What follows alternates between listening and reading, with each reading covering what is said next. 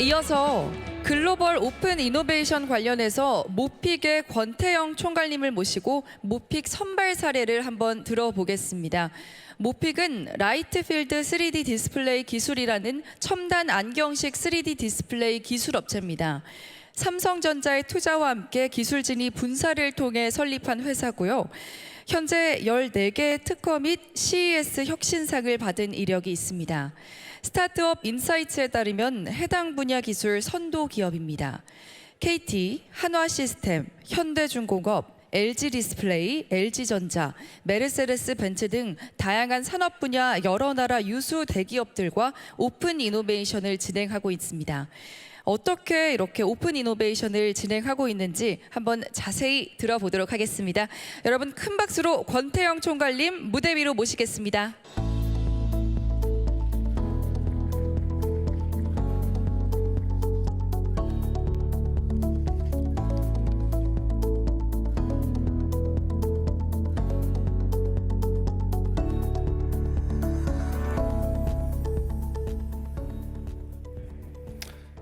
총괄님 마지막 세션이라서 많이 기다리셨을 텐데 우선은 사회자분께서 말씀해 주시긴 하셨지만 모픽에 대해서 일단 간략하게 소개 먼저 부탁드리겠습니다.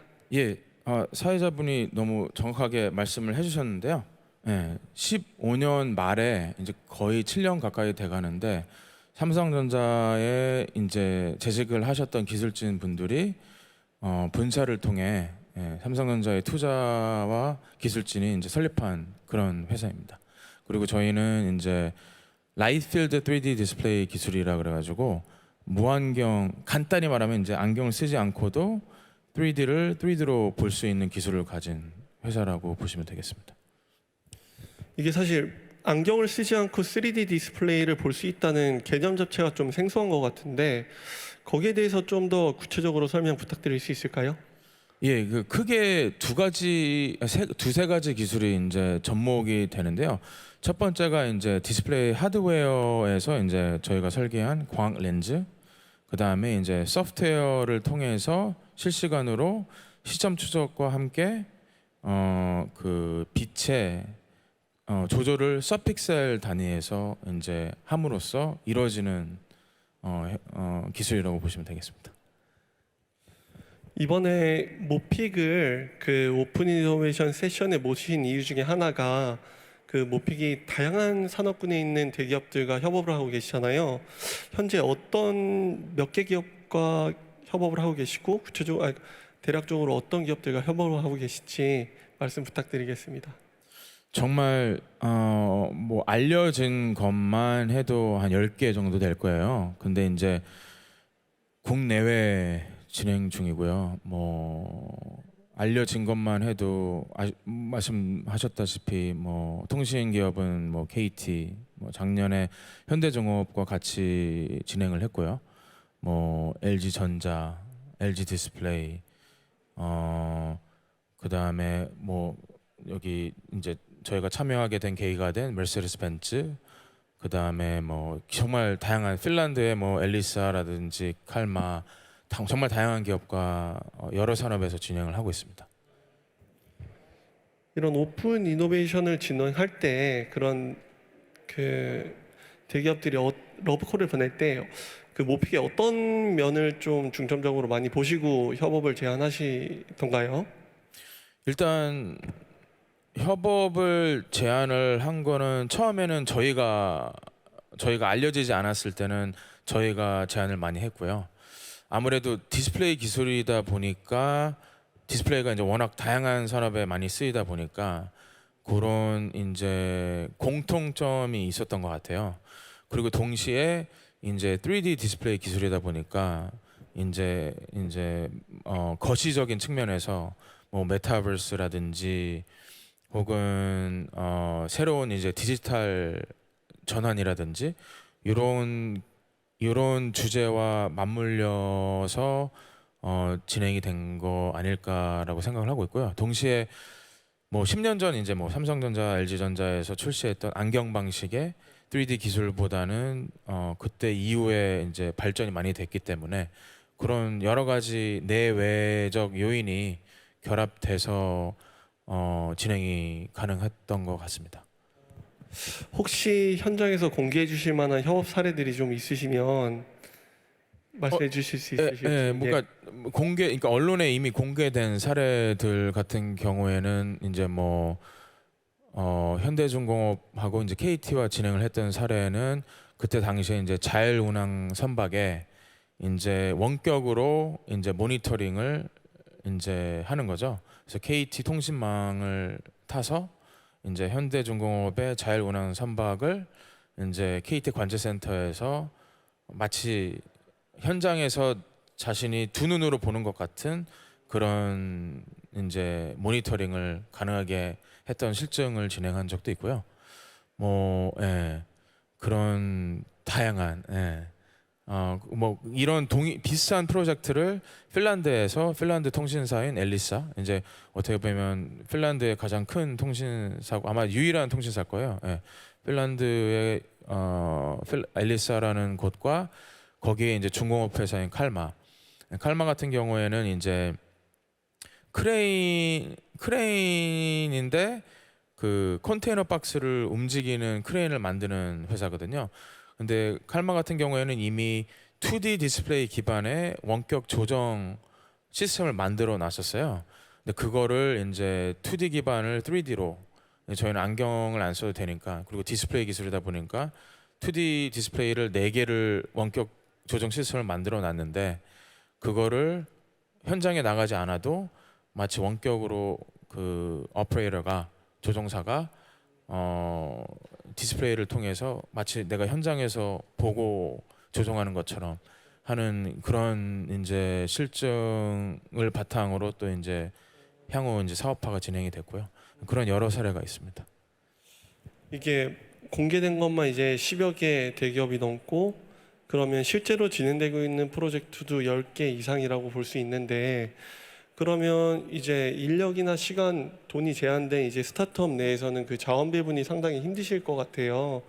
그래서 이렇게 동시에 많은 대기업들과 오픈 이노베이션을 진행하는 데 있어서 가장 이렇게 중요하다고 생각하시는 점은 뭔지, 그리고 어떤 방식으로 이걸 효율적으로 운영하고 계시든지 설명 부탁드리겠습니다.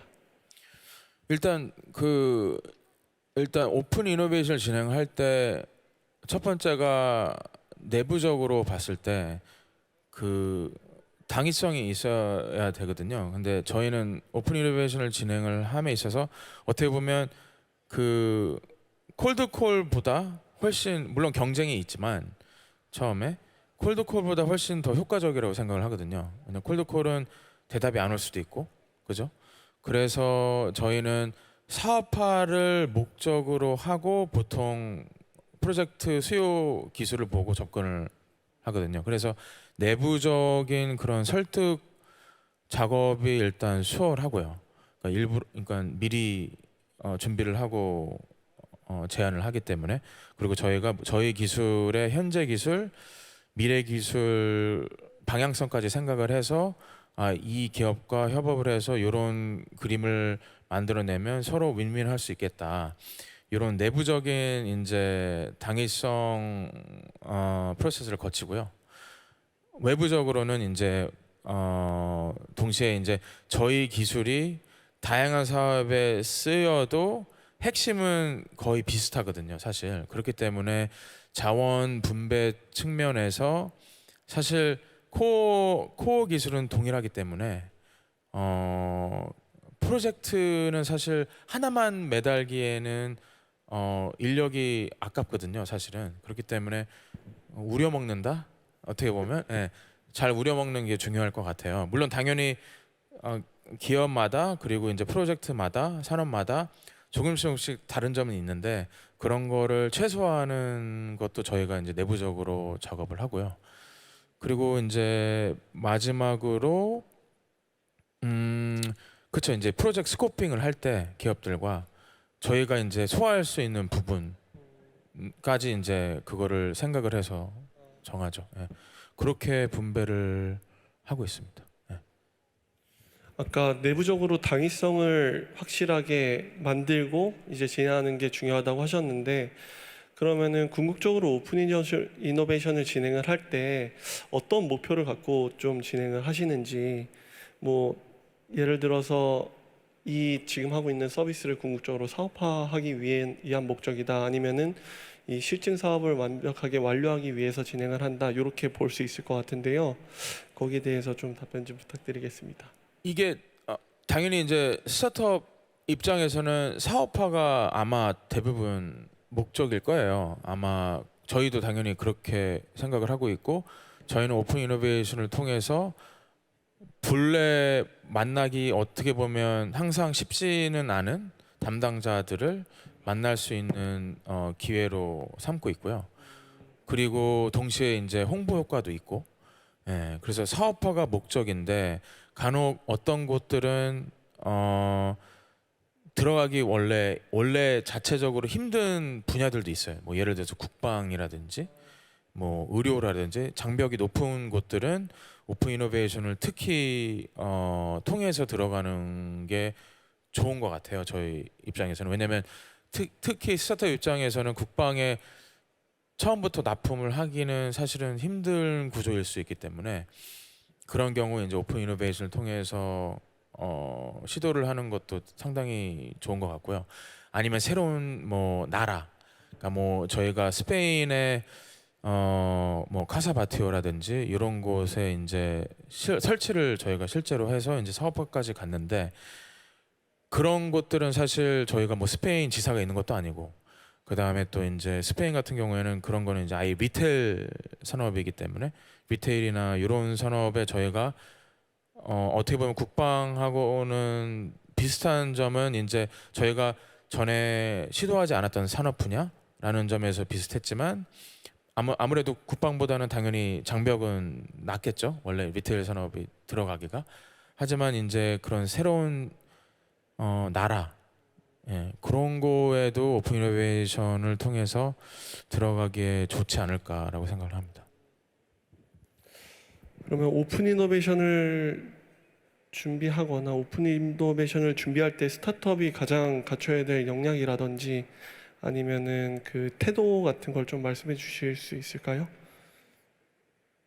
역량은 글쎄 제가 모르는 게 있을 수도 있을 것 같아요. 예, 그러니까 저희는 분명히 도움이 됐던 것들은 영어를 할 수 있는 역량은 일단 기본적으로 있었고요. 저희는 그 다음에 동시에 도움이 또 됐던 게 이제 삼성전자에서 분사를 해서 투자까지 받으면서 삼성전자에 재직했던 기술진이 시작한 회사이기 때문에 아무래도 마케팅 측면에서 좀 분명히 후광을 받지 않았을까라는 생각은 해요.